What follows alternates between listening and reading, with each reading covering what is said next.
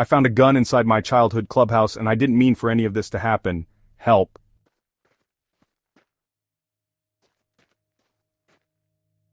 I always struggled with friends, even in college. Well, especially in college. I had just finished my second year in...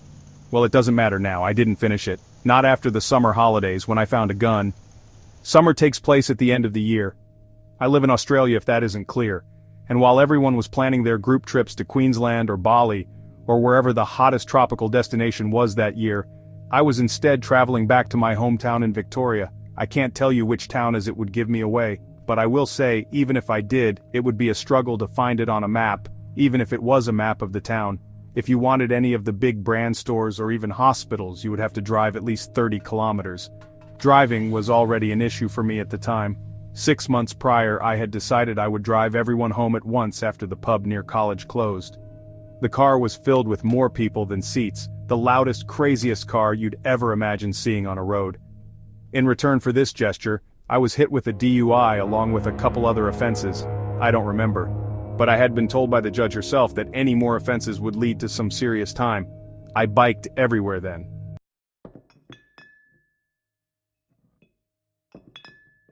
It started when Mom asked for skim milk. I was watching TV as I did for most of the holidays and supposed I might as well do something. I biked up to the only supermarket in town and picked up 2 bottles of skim milk. Just before I left, I couldn't help myself. I walked into the bottle shop section and went straight to the pre-mixes. "Ollie, can I help you?" I spun around to seek the source. "Liam! Ollie! Good to see you!" Ollie was puzzled a bit. He always had that look to him. "Ollie! Liam, how have you been, Ollie? Ollie, worse now you're here." Ollie joked, well tried to. I did like Ollie, he always seemed to get the short end of the stick. Back in high school it didn't help, he was always just a bit smaller than everyone else. Being the only one with glasses didn't help either, and his hair was always as if he'd asked the barber to make him look like he was perpetually wearing a black bike helmet. Again, I did like Ollie, but maybe I did just feel bad for him. Bullying was the least of his worries, even back before high school. This is when Ollie almost got taken. After school was over, Mr. Antoli had spotted Ollie talking to someone with a red late 80s Cadillac. At least that's what my mom had told me. Mr. Antoli had managed to pull Ollie away and got in the car to leave. A week later, Sarah Faring went missing. Ollie was even more anxious after that. "Liam, it's good to see you, Ollie. Ollie, it's good to see you too." We chatted for a bit. We really were glad to see each other. In our last year of high school, we had separated a bit, but in that moment, it really felt like it used to be. Ollie told me his shift would finish in an hour, and I waited. I really didn't have anything else to do, especially without a car. Ollie didn't drive either, but not because he had a criminal record, he was just scared. His father had died in a crash before he was born. Ollie was always just that kid.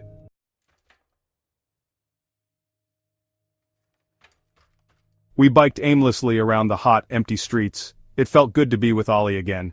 Then I brought up the clubhouse. "What do you say, Ollie?" I grinned. It'd be pretty overgrown by now. He was always cautious, though I knew if I started riding there, Ollie would follow me, and he did. We biked off into back streets, through the overgrowth, and behind the trees. There it was in its now desaturated glory, the red wooden walls and yellow roof. You'd only know the colors if you were there when it was built. I went in first as Ollie hid behind me. I remember it being a lot bigger as a kid, maybe that's because, well... Despite that, however, a full-grown adult could still stand upright. Inside the clubhouse was trashed. No doubt vandals and kids had come and gone over the years. But strangely, things had been added. I went over to the bookshelf on the back wall, mind you not without gagging from the smell. There was a row of 3 or 4 books I hadn't seen before. I reached for one of the books.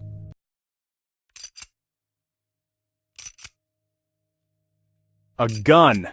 I turned around. Ollie was holding a gun. A gun! Ollie's voice drifted away. He put down the gun and I picked it up. "Hey! Stop pointing it around, this isn't Pulp Fiction, maybe it is." I grinned. This grin was new. We discussed the gun inside the clubhouse. Ollie said it was sitting on the small kid's stool next to the now closed door. It was heavy in both our hands, and I could taste the metal in the air on the roof of my mouth. I tried smoothing it out with my tongue. Guns are banned in Australia, except for the coppers. We had only ever seen them in movies. "Let's take it out." I headed straight to the door. "Whoa, Liam! I don't like this. We don't even know if it's loaded." I swung the door open to the overgrown field. Well, let's find. It was pouring rain and getting dark. It was around 7 p.m., I think. That's funny. I couldn't hear the rain from inside. Me neither. Do you remember the planks on the windows? Ollie was silent. We went back into the clubhouse to get out of the rain.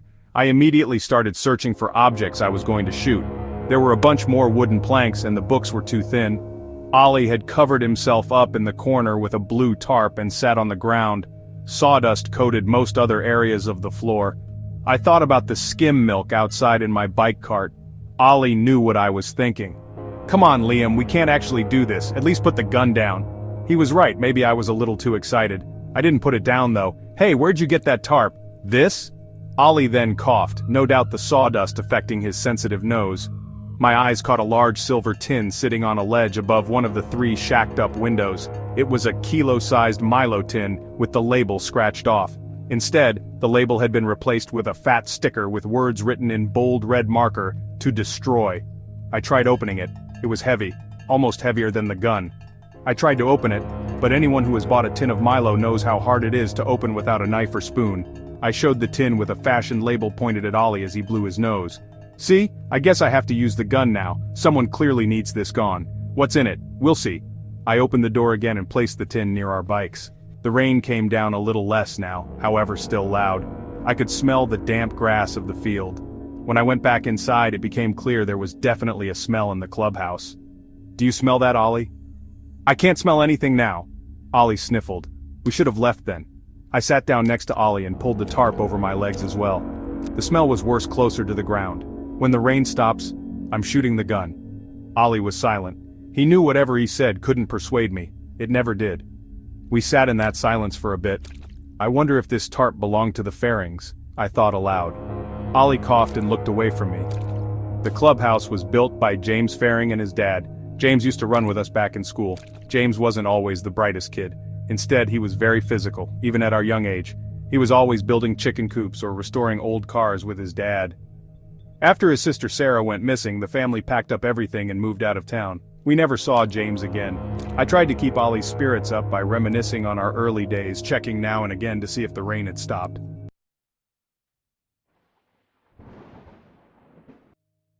In what felt like hours, the rain did stop. We went out to our bikes. It was darker now, but we could still see. I took the 2 cartons of skim milk and the Milo tin and went out to the middle of the field in front of the clubhouse. Ollie stood at his bike, juggling his eyes between his bike wheels and me placing the items on tree stumps to create a dodgy shooting range. "Liam? My bike wheels, they're punctured." "What?" I didn't hear him as I finished setting up the 3 objects in a row in front of me. I ran back to Ollie, my smile fading. His tires had been slashed and so had mine. I didn't say anything. "Come on, Liam, I don't want to be here anymore. This doesn't feel right. Put the gun back." I shot the gun directly into the tin. The recoil pushed me back a step. The tin exploded, erupted into a massive explosion, bursting the 2 skim milks on each side. The flames shot up quickly into the sky. When the flames came down, they stayed there. The overgrown grass started to blaze, slowly eating up the ground in front of us. We didn't breathe. We just watched. We didn't look at each other. We were just stunned. We gazed as the flames crept around the backside of the field, beginning to catch the trees. Suddenly, I felt a lot hotter. We watched in silence for what felt like days. Time slowed. That's when I heard the sirens. Despite the inferno in front of me, I was immediately pulled back to the judge's voice when I was hit with the DUI. I could not go back. I could not get done for this. I shoved the handle of the gun into Ollie's chest. He was pushed back and let the gun drop into his hands, I think. Then I ran. I ran onto the dirty path behind the clubhouse, exiting the field from the opposite side we had entered, all as the flames crackled louder behind me and the sirens got closer. I heard Ollie shout something, but I was too far to hear him. I ran 2 kilometers before looking back. The field was lit up, even over the many tree lines I had passed. As orange filled this corner of the night sky, I could see red and blue light bounce against the trees. I ran home even faster.